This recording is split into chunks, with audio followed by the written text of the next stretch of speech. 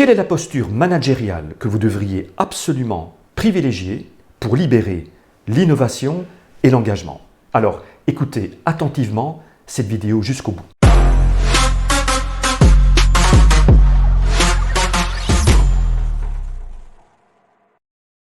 Bonjour, je m'appelle Orlando Rucci et j'accompagne les managers, les dirigeants d'entreprises et les entrepreneurs à développer leur posture managériale. Abonnez-vous à ma chaîne, cela vous permettra de recevoir les nouvelles vidéos. Je vous informe également que je suis l'auteur d'un livre électronique, d'un e-book qui s'intitule « Et si le management avait besoin d'un réalignement ?» Il est totalement gratuit et vous trouverez le lien de téléchargement en dessous de cette vidéo. Alors, vous le savez comme moi, nous sommes dans une société, dans un monde où le changement permanent et l'incertitude sont devenus la norme. À l'heure de l'ère numérique, tout va de plus en plus vite, tout se complexifie. Nous sommes dans une société de surconsommation, où nous voulons tout de suite. Nous voyons bien que les clients sont de plus en plus exigeants. Ils peuvent en plus passer d'un concurrent à l'autre sans aucun problème. Et tout cela demande de notre part de la réactivité, de l'agilité et de l'adaptabilité. Et nous voyons bien qu'il est fondamental pour les entreprises qu'elles soient créatives, innovantes, qu'elles se démarquent de la concurrence et qu'elles aient un mode de fonctionnement qui est efficace. Nous, en tant que managers, on nous met la pression pour augmenter la productivité, augmenter la performance. Et tout cela dans un contexte où on nous demande de faire plus vite, mieux, moins cher, avec de moins en moins de personnel. Nous avons tendance, nous les managers, à adopter ce qu'on appelle une position haute, c'est-à-dire une position de commandement, une position où on donne des ordres, où on fixe les règles. Et nous avons tendance à nous positionner en tant qu'experts, en tant que personne de référence qui va trouver des solutions aux problèmes qui se posent. Et dans ce contexte assez stressant, il faut bien l'avouer, notre premier réflexe est de mettre en place des contrôles. Et de plus en plus de contrôles. Et c'est légitime. Pourquoi? Parce que nous voulons nous assurer que les collaborateurs font bien ce qu'on leur demande de faire. Nous voulons nous assurer qu'ils sont productifs, qu'ils sont dans la performance. Et nous voulons vérifier si les KPI, les Key Performance Indicators, les indicateurs de performance, sont au vert. Il faut bien l'avouer. Nous constatons quand même un taux d'absentéisme qui est de plus en plus élevé. Il y a toujours une partie des collaborateurs qui sont toujours aussi désengagés. Et je ne sais pas si vous l'avez constaté, mais le nombre de burn-out a tendance à augmenter, et ce, malgré les bonnes intentions que nous mettons en place. Et tout ça est stressant. Et c'est irritant, n'est-ce pas? Parce que, regardez par exemple, lorsque on vient nous trouver pour des problèmes, et que l'on donne des solutions, que l'on donne des conseils, eh bien malgré cela, combien de fois les collaborateurs viennent nous trouver en disant que finalement, la solution qui a été proposée, que nous avons proposée, finalement n'est pas forcément bonne ou ne marche pas tout à fait. Vous le sentez bien sans doute, le problème ne vient pas d'un manque de compétences des collaborateurs. D'ailleurs, si vous les avez engagés, c'est parce que vous avez considéré à un moment donné qu'ils étaient compétents, ou en tout cas qu'ils avaient un certain potentiel de développement. Le problème ne vient même pas d'un manque de créativité des collaborateurs, parce que tout le monde peut faire preuve de créativité, c'est obligé. Non, le problème vient plutôt de la posture managériale que nous adoptons. Cette fameuse position haute, c'est-à-dire cette position de commandement et de contrôle. Je m'explique. Lorsque l'on instaure de plus en plus de contrôle, dans un contexte stressant notamment, les gens ont le sentiment de perdre du pouvoir personnel. Et comme ils ont le sentiment de perdre du pouvoir personnel, ils sont en perte de sens. Mais cette perte de sens provoque un manque de confiance en eux et un manque de confiance envers la hiérarchie. Mais ce manque de confiance engendre une démotivation. Mais comme nous voyons que les gens sont démotivés, nous voulons nous assurer qu'ils sont dans la performance. Et donc, nous avons tendance à mettre en place plus de contrôle. Et donc, nous tombons dans une spirale descendante, dans un cercle vicieux. Maintenant, imaginez que vous soyez vraiment serein, que vous travaillez avec des collaborateurs qui sont motivés, qui sont enthousiastes, qui veulent des défis et qui considèrent le changement non pas comme un obstacle, mais comme un défi. Des collaborateurs qui sont autonomes, qui se sentent co-responsables de la réussite de l'entreprise.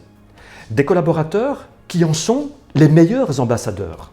Bref, des individus qui sont engagés, impliqués, créatifs, participatifs du projet de l'entreprise. Ce serait génial. C'est possible.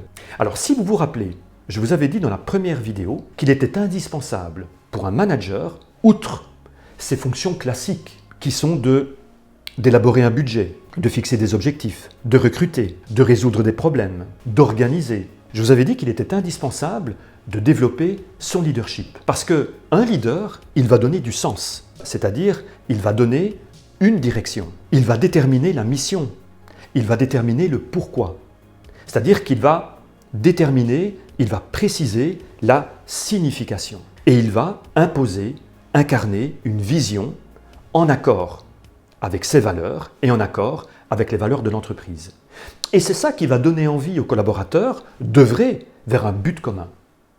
Mais ce que je ne vous ai pas dit, c'est que ce n'est pas suffisant. Développer son leadership est une condition nécessaire, mais non suffisante. En réalité, il faut passer d'une position haute vers une position basse. C'est-à-dire mettre en place un cadre de référence, un cadre de fonctionnement dans lequel les collaborateurs vont se sentir responsables, vont développer leur autonomie, vont trouver par eux-mêmes les meilleures solutions aux problèmes qui se posent, aux défis qui se posent. C'est eux qui vont déterminer le comment atteindre les objectifs. Si le manager leader détermine le pourquoi, le pourquoi et le pour qui, ce sont les collaborateurs qui vont déterminer le comment faire les choses. Et pour cela, le manager leader doit devenir un manager coach. Un manager qui va donc accompagner les collaborateurs dans leur propre développement. Un manager coach qui va permettre aux collaborateurs de révéler leurs talents, de bâtir des équipes performantes dans un esprit collaboratif, dans un esprit participatif, c'est-à-dire dans un esprit d'équipe et non dans un esprit de compétition. Et certaines entreprises, comme par exemple IBM et Google, adoptent même une culture de coaching au sein de leur entreprise. C'était d'ailleurs Sir John Whitmore qui disait « La culture de coaching permet de révéler le potentiel des collaborateurs pour maximiser leur performance. » Alors, attention, je n'ai jamais dit qu'il fallait abandonner totalement la position haute de commandement et de contrôle au profit de la position basse. Non, il faut instaurer évidemment des contrôles et à un moment donné, donner des instructions claires et précises. Mais je dis simplement qu'il faut privilégier la position basse, la position haute devant être utilisée à des moments bien précis et d'une manière très ponctuelle. Je voudrais également attirer votre attention sur le fait que aujourd'hui, le coaching est à la mode. D'ailleurs, on ne voit plus que des coachs aujourd'hui. Et donc, on a vite fait de s'autoproclamer coach et en l'occurrence ici, manager coach. Parce qu'on a vu, lu, entendu, utilisé une fois une technique de coaching.